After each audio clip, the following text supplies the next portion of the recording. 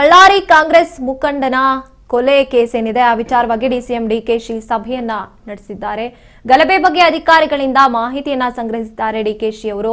ಬಳ್ಳಾರಿಯ ಹೊಸ ಜಿಲ್ಲಾಧಿಕಾರಿ ಕಚೇರಿಯಲ್ಲಿ ಡಿಸಿಎಂ ಸಭೆಯನ್ನ ನಡೆಸಿರುವಂತದ್ದು. ಇನ್ನು ಸಚಿವ ಜಮೀರ್ ಅಹಮದ್ ಖಾನ್, ಸಂಸದರಾದ ತುಕಾರಾಂ, ನಾಜೀರ್ ಹುಸೇನ್, ಶಾಸಕರಾದ ನಾಗರಾಜ್ ಮುಂತಾದವರು ಕೂಡ ಸಭೆಯಲ್ಲಿ ಭಾಗಿಯಾಗಿರುವಂತದ್ದು.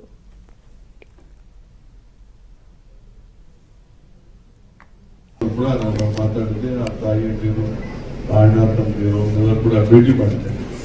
ನಾನು ಏನು ಸರ್ಕಾರದಿಂದ ನಮ್ಮ ಪಕ್ಷದಿಂದ ಏನು ಸಹಕಾರ ಮಾಡಬೇಕು ಈಗಾಗಲೇ ಮಾಡಿದ್ದೇವೆ, ಮುಂದಕ್ಕೆ ಏನ್ ಮಾಡಬೇಕು ನಮ್ಮ ಡಿಸ್ಟ್ರಿಕ್ಟ್ ಮಿನಿಸ್ಟರ್ ಅವ್ರನ್ನ ಕೂಡ ಅವರು ಸಹಕಾರ ಕೊಟ್ಟಿದ್ದಾರೆ. ನಾನು ಅದೇನು ಮಾಡಬೇಕು, ನಾನು ಚೀಫ್ ಮಿನಿಸ್ಟರ್ ಮಾತಾಡಿ ಪೊಲಿಟಿಕಲಿ ನಾವು ಸಹಕಾರ ಮಾಡಬೇಕು ಅದನ್ನ ಮಾಡಿದ್ದೇವೆ ಕೂಡ ನಾನು ಮಾತಾಡಿದೆ. ಆ ತಾಯಿಯರು ಅಣ್ಣ ತಮ್ಮದಿರು ಕೂಡ ಭೇಟಿ ಮಾಡಿದ್ದೇನೆ.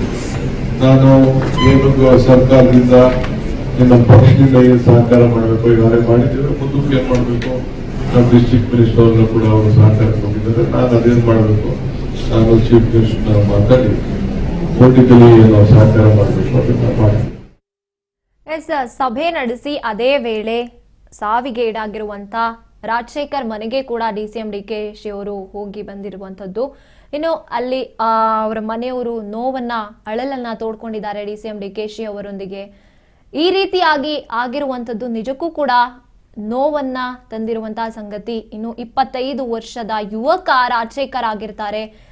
ಅವರ ಕಡೆಯವರಿಗೆ ಅಥವಾ ಕಾಂಗ್ರೆಸ್ ಅಲ್ಲಿ ಏನ್ ಇರುತ್ತೆ, ಸತೀಶ್ ರೆಡ್ಡಿ ಮತ್ತೆ ನಾರಾ ಭರತ್ ರೆಡ್ಡಿ ಅವರು, ಅವರ ಪರವಾಗಿ ಅವರಿಗೆ ನನ್ನಿಂದ ಏನೇನಾಗುತ್ತೆ ಆ ಒಂದು ಕೆಲಸವನ್ನ ಮಾಡ್ಕೊಳ್ಳೋಣ ಅಥವಾ ಅವ್ರ ಪರವಾಗಿ ನಿಲ್ಲೋದಕ್ಕೆ ಅಂತ ರಾಜಶೇಖರ್ ಹೋಗಿರ್ತಾರೆ, ಬೆಂಬಲವನ್ನ ನೀಡೋದಕ್ಕೆ ಹೋಗಿರ್ತಾರೆ. ಆ ಒಂದು ವೇಳೆ ಈ ಒಂದು ಅಪಘಾತ ಅಥವಾ ಅವಘಡ ದುರಂತ ನಡೆದಿರುವಂಥದ್ದು. ಅವರ ಮನೆಯವರಿಗೆ ಇದೊಂದು ದುರಂತ ಅಂತಲೇ ಹೇಳ್ಬೋದು. ಇನ್ನೂ ಕೂಡ 25 ವರ್ಷದ ಯುವಕನನ್ನ ಕಳ್ಕೊಂಡು ಅವ್ರ ಮನೆಯವರು ಇನ್ನೂ ಕೂಡ ಕಣ್ಣೀರಿನಲ್ಲೇ ಕೈ ತೊಳಿತಾ ಇದ್ದಾರೆ. ಇಲ್ಲಿ ಯಾರ್ದೋ ಒಂದು ಗಲಭೆಗೆ ಒಬ್ಬ ಕಾರ್ಯಕರ್ತನ ಜೀವ ಹಾನಿಯಾಗಿರುವಂಥದ್ದು.